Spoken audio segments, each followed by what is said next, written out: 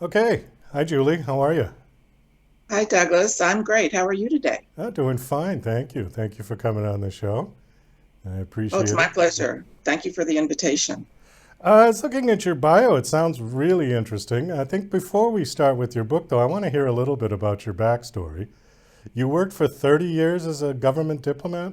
That's right, 33 years, first with the United States Information Agency, which before it was merged into the Department of State, handled cultural affairs, media relations, and other issues for the US government. For example, USIA ran the Fulbright program. That's just one example. We ran a lot of speaker programs and we did the media work in the embassies overseas. But after I'd been in USIA and serving overseas for, I don't know, let's say 15 years, USIA was merged into the Department of State. So then I spent another 18 years or so with the US Department of State. In total, 33 years as a diplomat, nine overseas postings in seven different countries. So I had a wonderful career, but not an easy one. Well, I'm sure it was enlightening, to say the least, to be in all those different places. I'm looking at your bio here. You were in Israel, Paraguay, Guatemala, Indonesia, Colombia, Malaysia, and Chile. Uh, which one did you like the best? Did you have a favorite? Well, everyone asks that question. I loved them all, which is why I stayed in the Foreign Service for 33 years.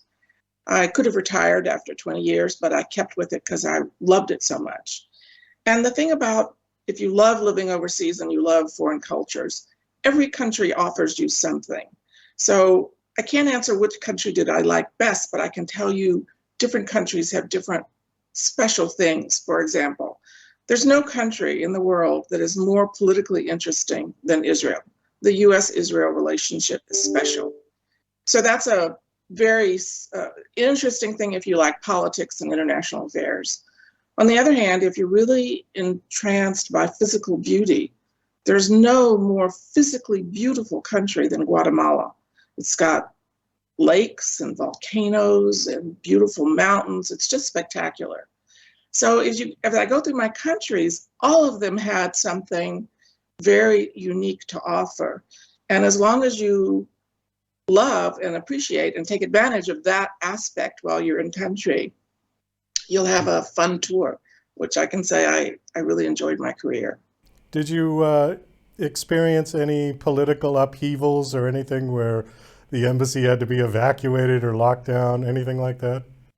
Yes, I did. Let me just start by saying that it was kind of a joke in my family that my family didn't really believe I was a diplomat. They thought I was something else, let's say something covert, because this was as a joke. Please understand, it's a joke that wherever I went, political turmoil broke out. That's not true, but when you're aware of a country overseas, as my family became as I moved through the world, they were paying more attention to what was happening there. And it seemed like a lot of times things were in turmoil when they weren't.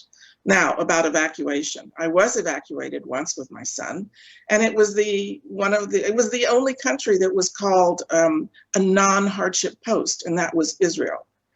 We were evacuated on less than 24 hours notice when it turned out that the US government was afraid of retaliation because the US government was going to go in and strike some bases in Syria.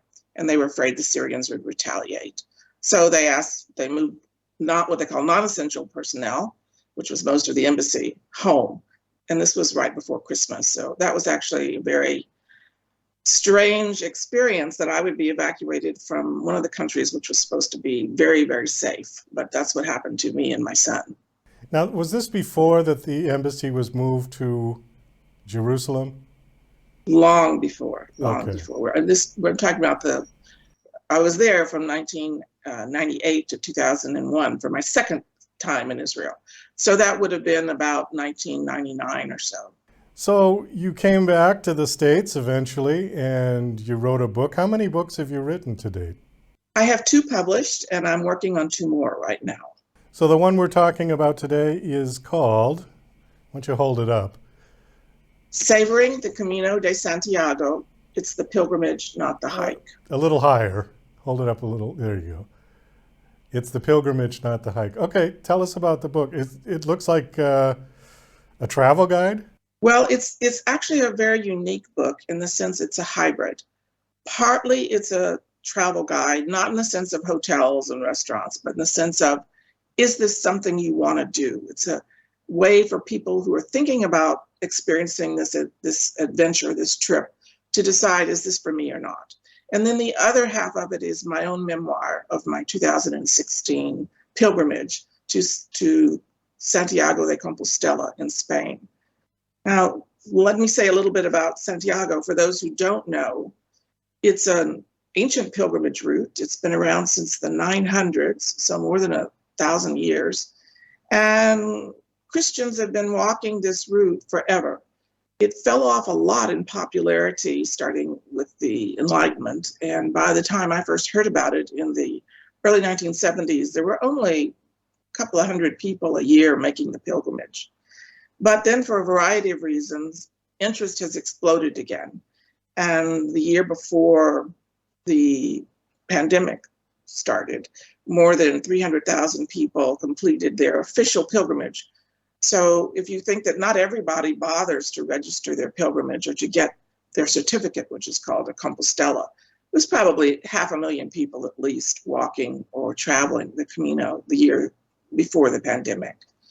And of course, it was shut down, basically shut down for a year, but now it's opened again. And I just was in Spain. I just got back on Wednesday for my second Camino, my second travel along this ancient pilgrimage route. So it's quite an experience. And a lot of people, a lot of Americans have heard about it because of the film The Way with Martin Sheen and Emilio Estevez. Also, there have been a lot of books written about it, including one by Shirley MacLaine, and so forth. So it's increasing in popularity as people learn about it. How long is the route to walk? The route starts outside your front door. The only requirement is it has to end at the cathedral in Santiago de Compostela. So the most popular route is, again, a very old one. It's called the French route.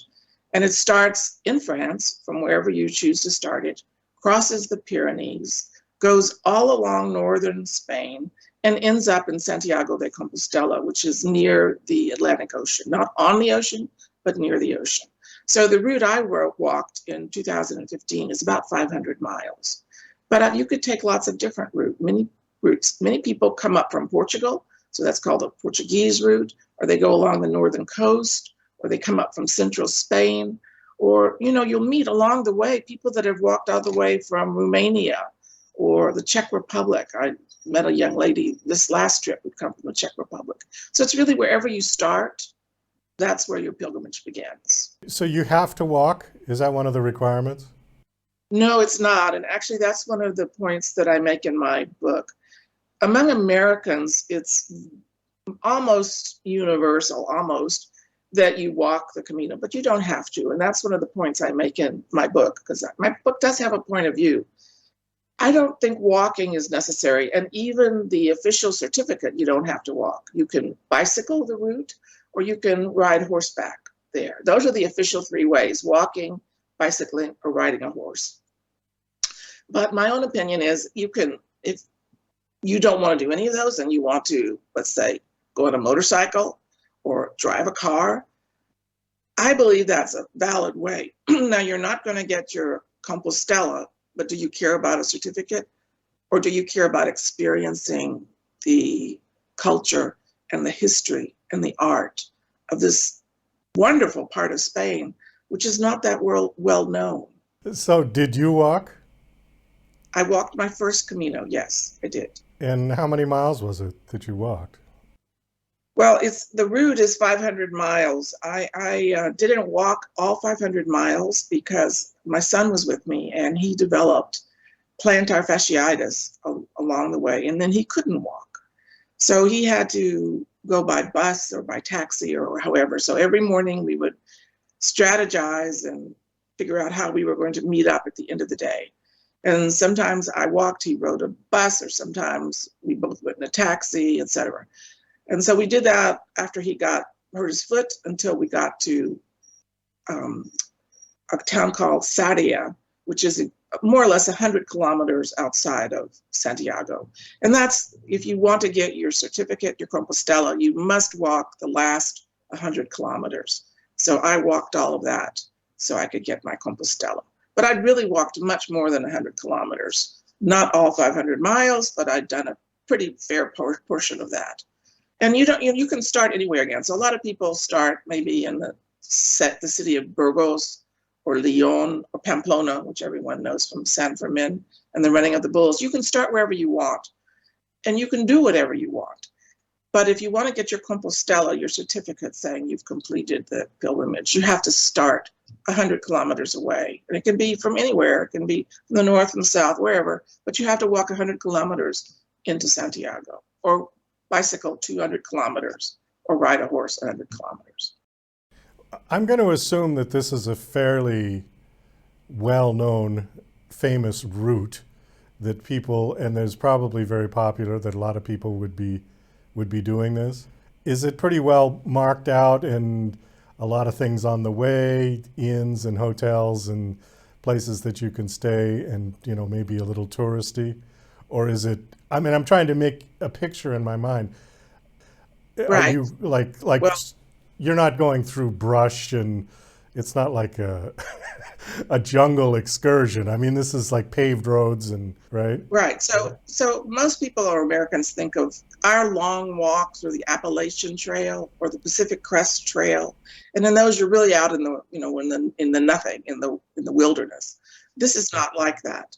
You're going through populated areas. So in the north of Spain, if you're going the French route, you walk from one little town to the next one. The thing is, because in the 1200s, 1300s, 1400s, imagine this, 1200s, there were like 1 million Europeans that would walk this route. So the French route, which is the one I wrote, was a major avenue of transmission.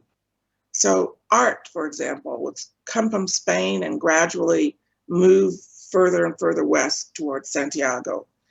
So at that time, the church and the civil authorities built all along the route what they called hospitals, and they had inns, and the Knights Templar and the Knights of St. James were there to protect pilgrims. So understand, when you went on a pilgrimage in the 1200s or 1300s, you were going to be gone for a year or 2 years. So it was an incredible corridor of cultural transmission. But then, as I said, the knowledge about it and the interest in walking or taking a pilgrimage died out pretty much in the 1800s and 1900s. So a lot of these little towns in northern Spain were essentially almost ghost towns. And now with the revival of the interest in the Camino, those little towns are reviving too. And so new B&Bs opening up, new restaurants and so forth. Unfortunately, the pandemic really knocked a blow into all of these new businesses in northern Spain. I just hope it all comes back again. Well, I'm sure that COVID didn't help that at all. It killed off a lot of different businesses and things for anything where people can be together. So how long did it take you to do that? How much time were you on? My son and I our journey was 49 days from the French side of the border, in a town called Saint-Jean-Pied-de-Port, which is a famous jumping off place for the Camino, over the Camino, northern Spain to Santiago. And then we actually went the extra distance to what's called Finisterre, the end of the world, which is the Atlantic Ocean, which in the Middle Ages, people thought that was the end of the world. So we went there, and that was our Camino. I didn't stop my own pilgrimage there, though. My son and I went on both to Madrid and Toledo, because the art that you can see in Madrid and Toledo is so fabulous that I think all travelers should make an effort to go there too. That's actually pretty quick. I was thinking you were going to say 6 months or 8 months. You did it in less than 2 months, yeah, just barely a month and a half. Right. Well, it's pretty grueling, I'll tell you that, because I'm from Houston, Texas, and I'm from Louisiana, but I live in Houston, Texas. We're flatlanders. It's flat here. But you go to northern Spain, and it's all hills and mountains. So all day you're walking up and down, up and down. And I wasn't used to this. I have no problem walking, but having to climb up hill after hill after hill was really grueling. I can say that. And you finally struggle up to the top of a hill and you think, thank goodness, I've made it. And then you get to the top of the hill and you see 3 more hills in front of you that you have to climb before your day is finished. And boy, you have to really want to do it to do it. I bet you were in good shape after you finished. I guess so. I was so surprised because my son is a lot younger than I am. And so I thought I would be the one that would have physical problems and he would be the one just doing fine. But it turned out to be the reverse. So that was a big surprise to me. I was really lucky. I know a lot of people that have unfortunately gotten injured, usually leg problems, but not always, or they fall or something happens. Didn't happen to me. I was very lucky, and I finished my Camino fine. And you got your certificate? I got my certificate. It's hanging on the wall behind me. Oh, great. And I just got my second certificate for my second Camino. Well, that's super. Well, we do have to wind this down. Unfortunately, we are out of time. Do you have a website that you want to give out? I do. I have 2 websites, actually. Websites. My principal role as a writer is Julie Connor, that's CONNOR, author.com. So julieconnorauthor.com. And then I have my micro business website too, which is BayouCityPress.com. And I'm an indie publisher, a small indie publisher. So. Well, Julie, thanks so much for coming on and sharing your story. That was really interesting. Best of luck with your book. How long has the book been out? It was my luck, published right before the pandemic set in December 2019. Okay. And I just really started promoting it when the pandemic hit. So it's been a whole interesting experience for me and my book too. Well, everybody's life went on hold for the last 18 months, and hopefully we're seeing the light at the end of the tunnel with this pandemic. And we I sure hope so. Get back to our lives.